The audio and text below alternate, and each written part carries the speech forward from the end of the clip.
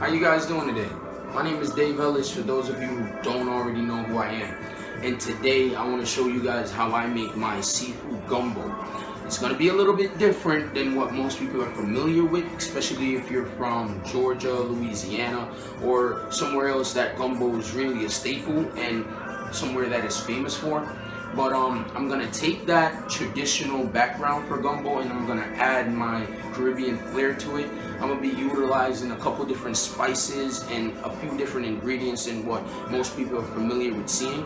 But overall, it's gonna turn out great and I hope you guys enjoy it. So as far as the meats for the gumbo go, we're gonna be utilizing some shrimp, unshelled, deveined, all cleaned up.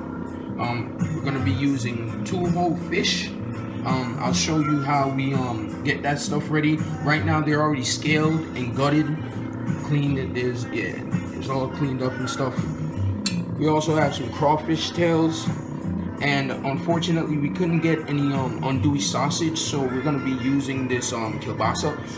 It has a little bit different flavor, a little bit different texture, but it's gonna work out fine. So before we get started, guys, let's take a quick look at some of the ingredients that we're gonna be using in today's seafood gumbo. So here are some of the other ingredients that we're gonna be using. We got some okra, some thyme, some ginger, some green onions, or as I know them, as scallions. We also have some jalapenos, some bay leaves. We got some carrots. We have garlic, onion, we got some lemons.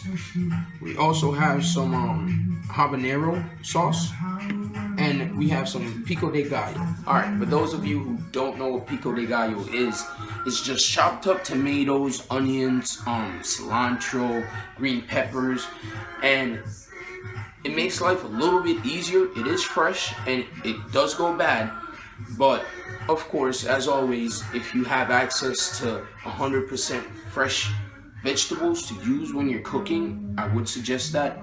But right now, that's what I got, and that's what I'm gonna be using. Now, as far as seasonings are concerned, I'm gonna be going over those as we go through the process. Again, I'm gonna be using a few more untraditional kind of seasonings, especially jerk seasonings. We're gonna be using stuff like pimento seeds.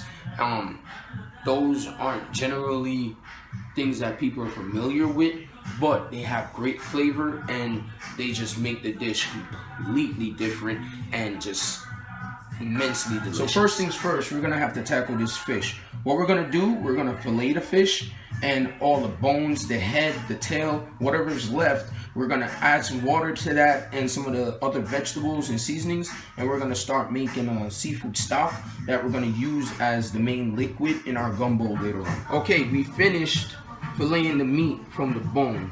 I cubed that up in about 1-inch cubes. I'm gonna be using that later on in the gumbo. So right here I have the bones and what's left of the fish that I didn't use in the fillets. We're gonna use that to make our seafood stock.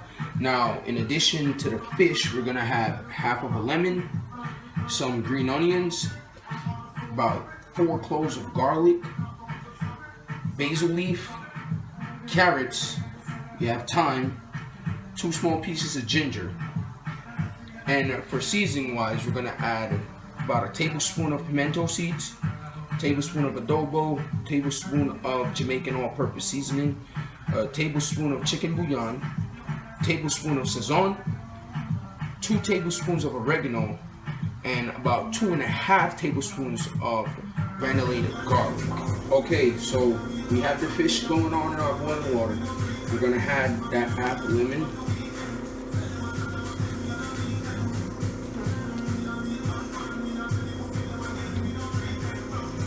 Our green onions, our garlic, our carrots,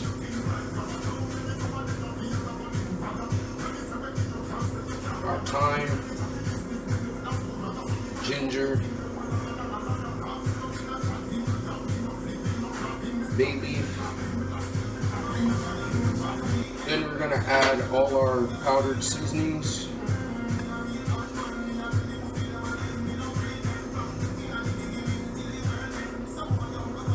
And mix that all up.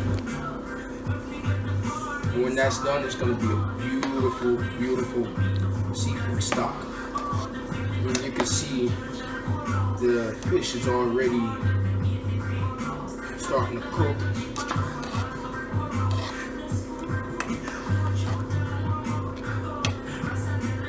Alright, we're gonna leave that to cook for about 20 to 30 minutes. Then we're gonna shut it off, let it cool. Then we're gonna strain out all the bones, all the big chunks, and the only thing that's gonna be left is. And so now that I have the seafood stock going, in the meantime, I'm gonna start working on the roux. The roux is gonna be the base of our gumbo. We're gonna be using 3/4 cups of vegetable oil and about a cup of flour. We're gonna combine that over medium-low heat, constantly whisking until we get to a dark brown and rich consistency. If you burn it, just throw it out and start again. You won't be able to get rid of that burnt taste from the gumbo, so you're better off just doing it all over again. It's gonna take a little bit of elbow grease to keep whisking for that long, but you can't burn it.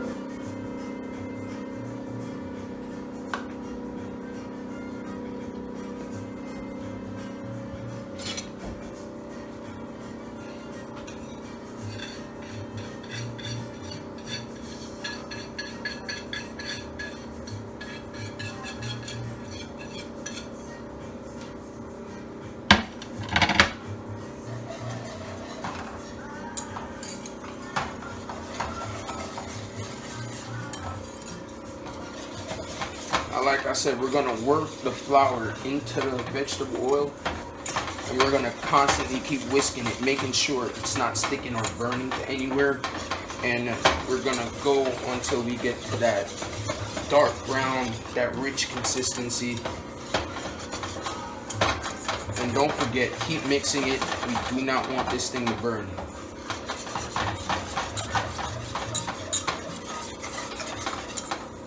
It's been about 25 minutes and our roux is starting to take color, but it's important to remember that the moment it starts to get color is the moment most people burn it, because they stop paying attention to it. I mean, 25 minutes worth of whisking is not easy.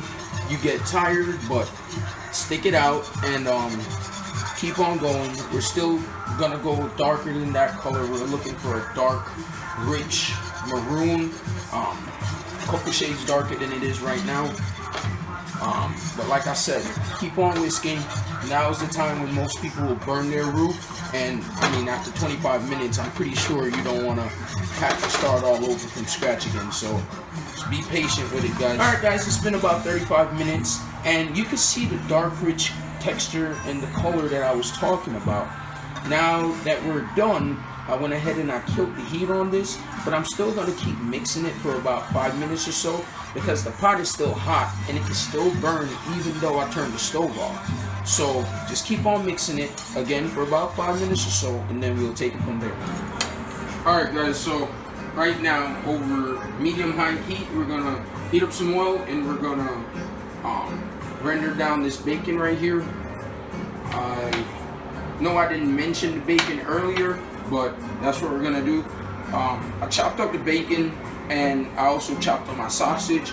And right here I have the jalapenos, the onions, and sweet onions, as well as some green onions. And we're gonna also be adding some pico de gallo once we render down the fat from the bacon. Alright, once you're done sweating down the bacon and it's all crispy and stuff, go ahead and remove it from the oil. Set it off to the side. We're gonna get rid of some of the oil, and then we're gonna add our sausage and our veggies, and we're gonna cook those down together for a little bit. Now we're gonna add the sausage. We're also gonna add our veggies.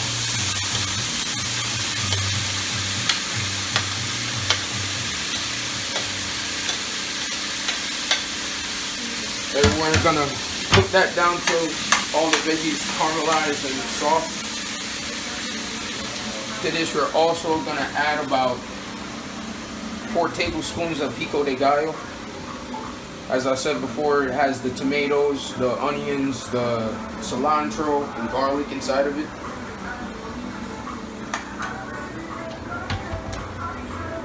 And we're gonna cook that down until all the veggies are soft and caramelized.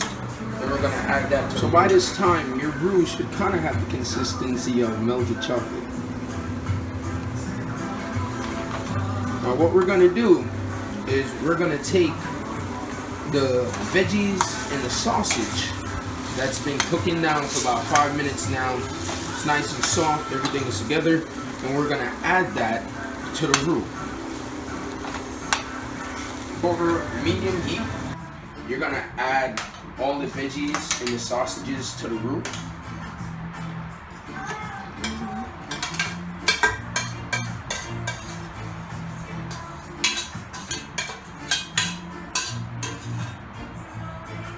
Now once that's done, you gotta integrate all the veggies into the roux while constantly mixing, because you don't want the roux to burn, just like before.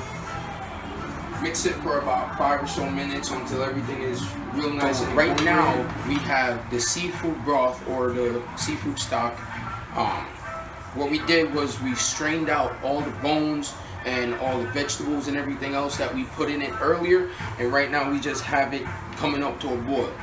To this, we're gonna add our mixture here with the roux and the sausage and all so now we're going to talk about some of the seasonings and the spices that we're going to add to the broth before we add our sausage and continue the process. Alright, so first and foremost, we're going to add about 3 tablespoons of granulated sugar. But then we're going to add 3 tablespoons of jerk seasonings. Right here I have 3 different types. We have Maggi jerk seasoning. That one is a little bit harder to find. That's straight from Jamaica. Alright. Then we have McCormick jerk seasoning. This one, if you're in America, it's a little bit easier for you to get. You can find it at Walmart or anything like that. And then I also have another jerk seasoning that's from Jamaica. Alongside that, we have celery, which is a powder seasoning from Jamaica as well. We have about half a tablespoon of oregano, a couple stems of thyme. Alright, so we're gonna add all those ingredients to our broth. Alright, so now that we have all our seasonings and ingredients mixed into our stock, you can see that it's a dark red color. That's from the tomato paste that we put in here. Now what we're gonna do is we're gonna slowly, 1 spoonful at a time, incorporate the roux and the vegetables. You wanna make sure you work it into the liquid so it doesn't just clump up.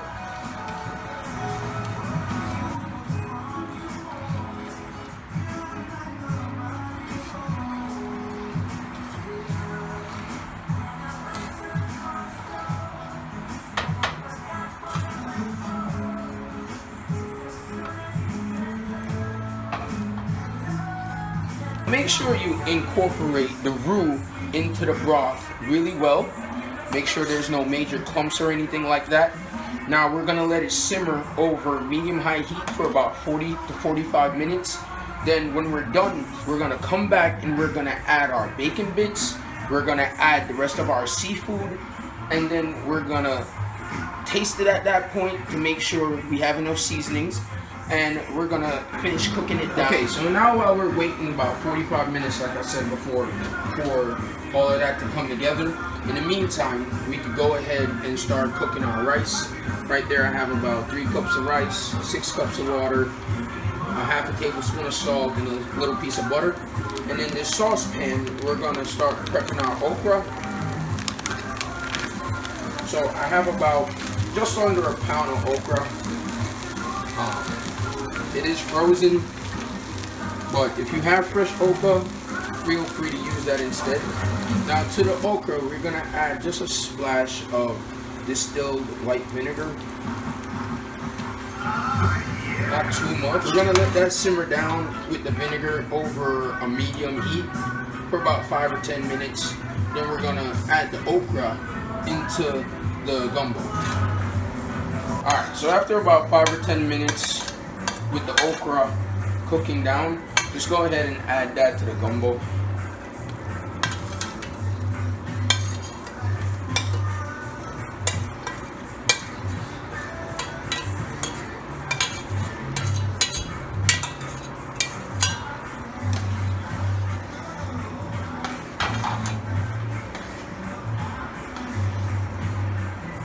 And we're going to still keep simmering this down for about another 10 to 15 minutes before we start adding the seafood. Alright guys, it's been about 25 minutes or so since we added the okra to the gumbo. It looks really good. I wish you guys could smell it right now. So next, what we're going to do is we're going to add the bacon, the crawfish tails, the shrimp, and the fish that we diced up in about 1-inch cubes. All in all, we have about, I want to say, just under 4 pounds of seafood, along with the bacon that we're going to add to the gumbo. Alright, so we've added all the seafood, the shrimp, the fish, the crawfish tails, the bacon bits. We added everything to the gumbo, and now we're going to have that simmer down for another 20 to 25 minutes until everything is really incorporated. Then what we're going to do is we're going to taste it, and we're going to see if we need to add any salt or any other seasonings to it. Alright guys, so now that it's all done, what we did was we added about a teaspoon of salt to it, just to add a little bit more flavor. We had it cooking down for about 45 minutes or so. You can see the consistency here. Now, I like to serve my gumbo over a small bed of rice. I like a bowl so I could just pile it all on top and just enjoy it like that. Personally, I don't even want to see any rice when I put my gumbo in. I just want it piled all the way up to the top. Hope you guys enjoyed it.